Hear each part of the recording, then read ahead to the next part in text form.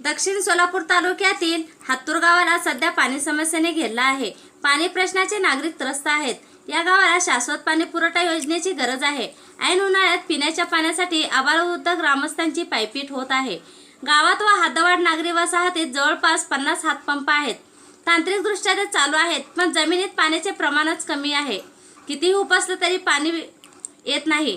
त्या 50 हातपंपापैकी 10 हातपंप चालू आहेत। त्यालाही तासनतास हातपंप मारून दमतो।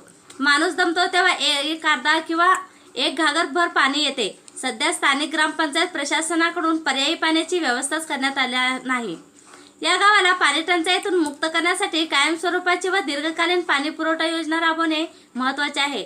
सध्या पर्यायी पाण्याची व्यवस्था झाल्यास नागरिकांची पाणी टंचाईतून सुटका होणार आहे।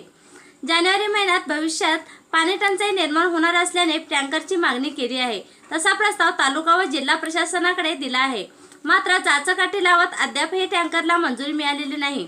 सोमवारी परत स्मरणपत्र व फेर प्रस्ताव सादर करण्याचे असल्याचे सरपंच धर्मा राठोड यांनी सांगितले।